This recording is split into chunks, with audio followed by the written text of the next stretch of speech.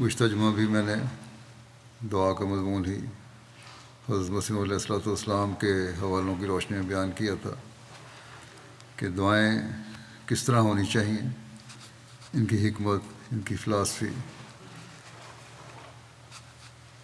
کیا ہے۔ یہی دعا کا مضمون آج بھی جاری ہے۔ جیسا کہ میں نے کہا، اللہ تعالیٰ فرماتا ہے کہ میں مضطر کی دعائیں سنتا ہوں۔ تو مضطر سے مراد صرف بے قرار ہی نہیں ہے، بلکہ ایسا شخص ہے جس کے تمام راستے کٹ گئے ہوں۔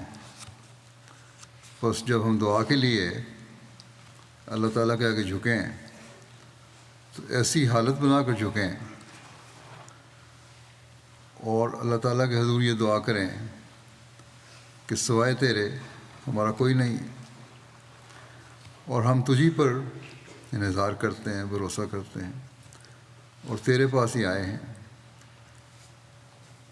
جماعتی لحاظ سے تو خاص طور پر یہ بات یاد رکھنی چاہیے کہ اللہ تعالیٰ کے علاوہ اور کوئی نہیں ہے جو ہمیں ان حالات سے نکالے جو پاکستان میں ہے یا بعض دوسرے ملکوں میں ہے۔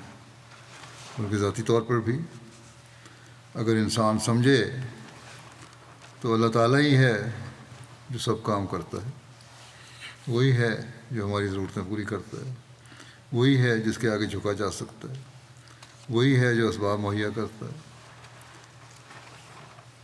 جو نہیں بھی اس کے سامنے جھکتے ان پر بھی اس کی رحمانیت کا جلوہ ہے کہ جو فیض اٹھا رہے ہیں۔